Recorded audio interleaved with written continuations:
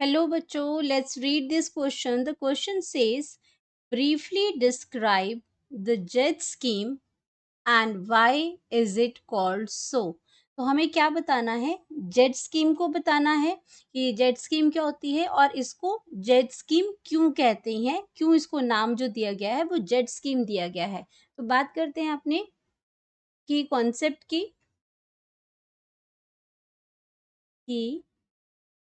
Concept तो की concept है इसमें हमारा ईटीएस।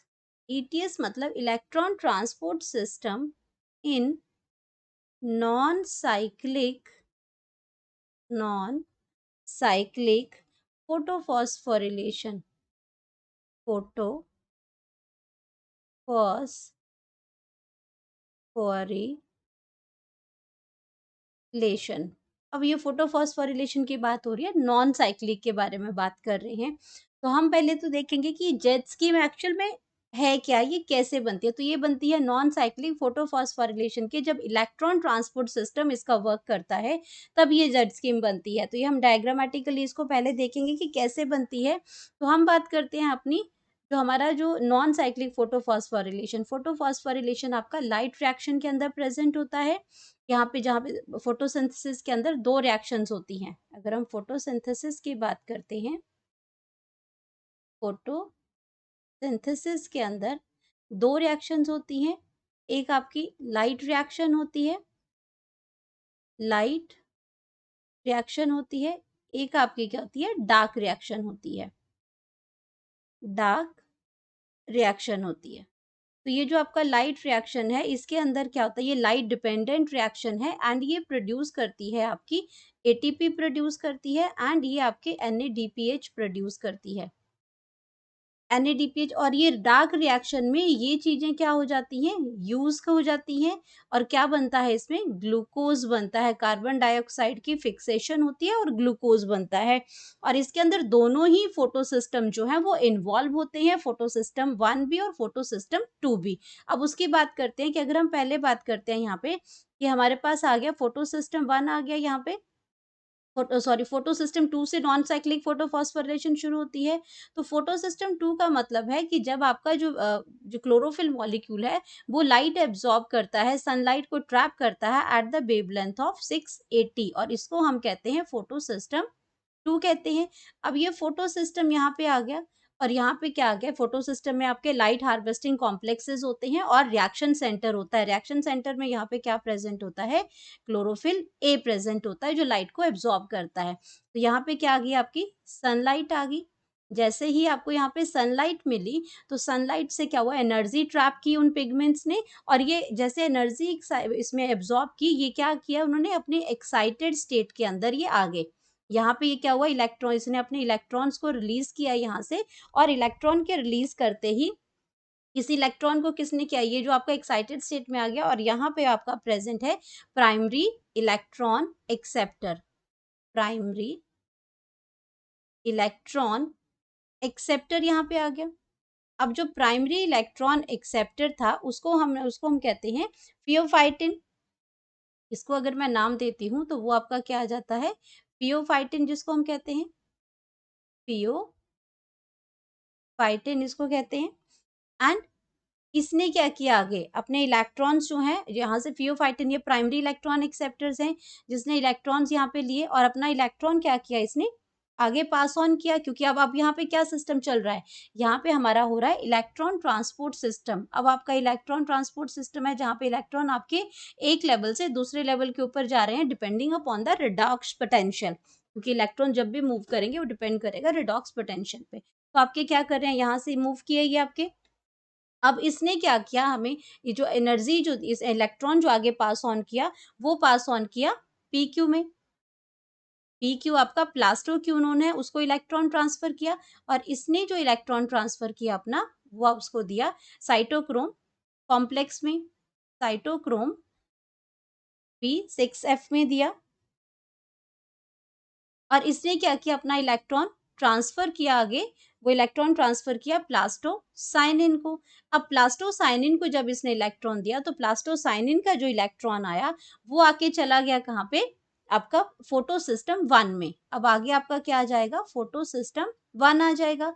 फोटो सिस्टम 1 का मतलब है कि जो वेवलेंथ है इसमें वो 700 नैनोमीटर है और इसको हम कहते हैं फोटो सिस्टम 1।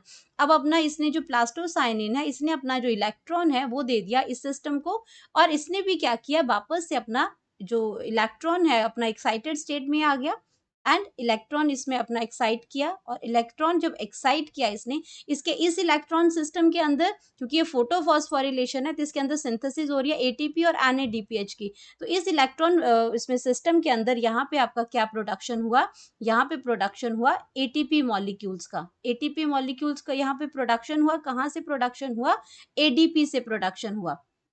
एडीपी से ये क्या बन गया, अब एडीपी आ गया आपका, एडीपी से बन गया एटीपी।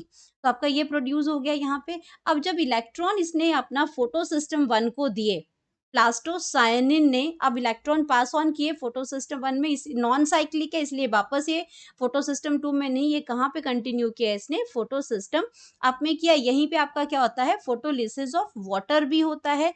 फोटोलिसिस ऑफ वाटर भी यहीं पे इसी सिस्टम में प्रेजेंट होता है। जब आपके इलेक्ट्रॉन जो वाटर है उसका ब्रेकडाउन होगा, ये प्रोटॉन को रिलीज करेगा, ये साथ में इलेक्ट्रॉन्स को रिलीज करेगा, एंड ये ऑक्सीजन को रिलीज करेगा। ये ऑक्सीजन वही है जो हम ब्रीदिंग के टाइम पे यूज करते हैं, ये एटमॉस्फेयर में जाती है, जो कहाँ से आती है, वाटर के मॉलिक्यूल से।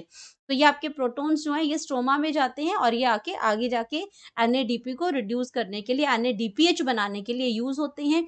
और ये इलेक्ट्रॉन जो कंटिन्यूटी में यहाँ पे जा रहे हैं, ये इलेक्ट्रॉन की कमी पूरी करता है हमारा फोटोलिसिस ऑफ वाटर। ये इलेक्ट्रॉन आपके यहाँ कंटिन्यूटी में आते जाएंगे, तो ये अब, और ऑक्सीजन एटमॉस्फेयर में चली जाएगी। तो ये हमारा फोटो सिस्टम 1 था। अब हम बात करते हैं कि यहाँ पे दोबारा ये इलेक्ट्रॉन इसने क्या किए, एक्साइट किया अपने इलेक्ट्रॉन, और यहाँ पे भी क्या बैठा हुआ है, अननोन एक्सेप्टर बैठा हुआ है। जो प्राइमरी एक्सेप्टर है उसने अपना ये इलेक्ट्रॉन यहाँ पे ले लिया। प्राइमरी एक्सेप्टर है जिसने इलेक्ट्रॉन को सबसे पहले एक्सेप्ट किया एंड देन उसको ट्रांसफर किया। यहाँ पे भी आपका क्या चल रहा है, यहाँ पे भी आपका क्या होगा, फिर से वापस से एनर्जी जो है वो वापस आएगी, और वापस इलेक्ट्रॉन ट्रांसपोर्ट सिस्टम यहाँ पे बनेगा। यहाँ पे वापस क्या बनेगा, इलेक्ट्रॉन ट्रांसपोर्ट सिस्टम चलेगा। इलेक्ट्रॉन ट्रांसपोर्ट सिस्टम से क्या होगा कि ये इलेक्ट्रॉन जो हैं ये आपके यहाँ पे पैराडॉक्सिन आएगा, इलेक्ट्रॉन्स भी आएंगे, यहाँ पे एनर्जी इलेक्ट्रॉन से मिलेगी, और यहाँ पे आपका क्या हो जाएगा, जो इलेक्ट्रॉन एक्सेप्टर है वो यहाँ पे क्या है, पैराडॉक्सिन है। पैराडॉक्सिन आ जाएगा। अब इसके पास क्या है, इन इलेक्ट्रॉन की एनर्जी, और साथ में यहाँ पे एक एंजाइम्स है, वो एंजाइम आपकी क्या बनाती है, एनएडीपी रिडक्टेज है, जो आपका क्या बनाती है, एनएडीपी से बनाएगी एनएडीपीएच, डीपीएच। एनएडीपीएच यहाँ पे इसने बना दिया, और ये इलेक्ट्रॉन्स जो है यहाँ पे वापस आ जाता है अपना बाद में। तो अब हम बात कर रहे हैं, हमने बात की नॉन साइक्लिक की, कि नॉन साइक्लिक के अंदर हमने डिस्क्राइब किया जेड स्कीम को। तो जेड स्कीम में अब आपने अगर नोटिस किया होगा तो यहाँ पे इलेक्ट्रॉन्स जो मूव किए वो कहाँ, कैसे मूव किए, वो मूव किए अप हिल में। यहाँ पे जो मूव किए, जो ऊपर की डायरेक्शन में गए वो गए अप हिल पे। और जब यहाँ पे आपके इस इलेक्ट्रॉन सिस्टम की हम बात करते हैं तो डाउन हिल में आए हैं। तो इनका जो मूवमेंट है जो रिडॉक्स पोटेंशियल के अकॉर्डिंग हुआ है, तो अगर आप नोटिस करें तो ये क्या बना रहे हैं, ये जेड बना रहे हैं। अगर आप इसकी शेप को, एक इंग्लिश अल्फाबेट जो जेड है, ये आपका क्या कर रहे हैं, ये उसकी तरह ही आपका क्या बना रहे हैं, इस तरह से ये जेड स्कीम बना रहे हैं। ये क्या है, ये जेड स्कीम बन रही है। ये आपकी क्या है, ये अपहिल हुआ, यहाँ पे क्या हुआ, ये अपहिल है, और यहाँ पे क्या हुआ, ये डाउनहिल है। तो ये आपका क्या बना रहे हैं, इसमें, या और किसके बेसिस पे ये मूवमेंट कर रहे हैं, ये मूवमेंट कर रहे हैं आपकी रिडॉक्स पोटेंशियल के बेस पे, ये सीक्वेंस जो हो रही है। तो हम कह सकते हैं इसको, अगर मैं ब्रीफली अगर इसको एक्सप्लेन करूं इसमें, तो हम ये कह सकते हैं इसमें कि ये जो होल स्कीम है हमारी, ये जो आपकी इसकी होल स्कीम है, तो ये क्या है इसकी, the whole scheme transfer of electron, जो आपका क्या आ गया, transfer of the electron, transfer of the electrons starting from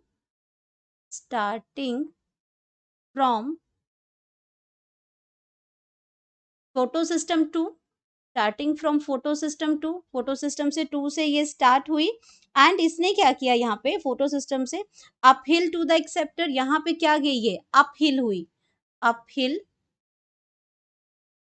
uphill to the acceptor, acceptor जो प्राइमरी एक्सेप्टर आया उससे क्या हुई है, अपहिल हुई, एंड उसके बाद क्या हुआ, down the electrons, down the electron, electron transport system, इसमें जो इलेक्ट्रॉन ट्रांसपोर्ट जो चेन आई आपकी, अब आपकी क्या किया इसने, ये आपकी डाउन हुई, down the electron transport chain to PS1, PS1 के पास चली गई, यहाँ पे ये PS1 के पास गई, और उसके बाद क्या हुआ, ये excitation of electron,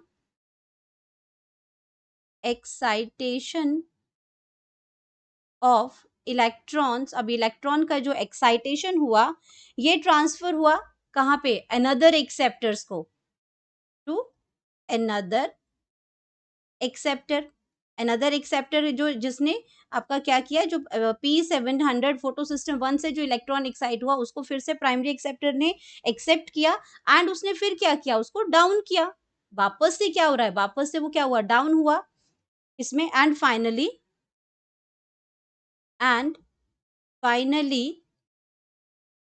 down hill, finally इसने क्या किया यहाँ पे, फाइनली डाउन हिल। अब जब ये डाउन हिल हुआ यहाँ पे तो उसने क्या हुआ, NADP causing it to reduce, अब यहाँ पे जो आपका NADP, इसने NADP को रिड्यूस किया, एंड NADP उसको क्या किया इसने, NADP plus causing it to reduce, अब इसको क्या किया, कॉजिंग टू रिड्यूस, रिड्यूस किसके अंदर कर दिया, रिड्यूस कर दिया इसने NADPH, और H पॉजिटिव के फॉर्म में इसने इसको रिड्यूस कर दिया यहाँ पे, और इस सारी को हम क्या कहते हैं, and it is called Z scheme, इसको हमने नाम दिया it called Z scheme, Z scheme, इसी को हमने पूरी जो ये जो हमने प्रोसेस यहाँ पे की यही क्या बन जाती है, जेड स्कीम बनती है। और जेड स्कीम क्यों क्यों इसको हम जेड स्कीम बोलते हैं, क्योंकि इसके why it is called so, it is called due to its characteristics shape, due to its characteristics shape, तो ये characteristics due to its characteristics shape it is called, इसकी वजह से हम इसको क्या बोलते हैं, जेड स्कीम क्यों बोलते हैं, due to its characteristics shape. तो ये आपका सारा आ गया, और ये आपका चलता किसके बेस पे है, ये आपका सारा जो शेप बना है, this shape is formed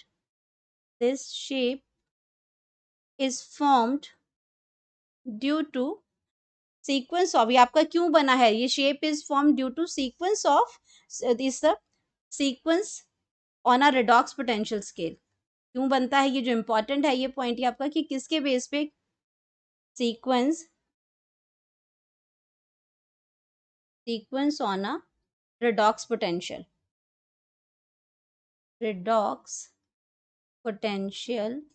scale। अब जिस हिसाब से ये रिडॉक्स पोटेंशियल स्केल का चल रहा था, यहाँ रिडॉक्स पोटेंशियल स्केल आ गया यहाँ पे, और फिर ये अप हिल पे गया, और फिर ये डाउन हिल पे आया, तो इसको सारी प्रोसेस को हम बोलते हैं जेड स्कीम बोलते हैं। Hope you understood it well, best of luck.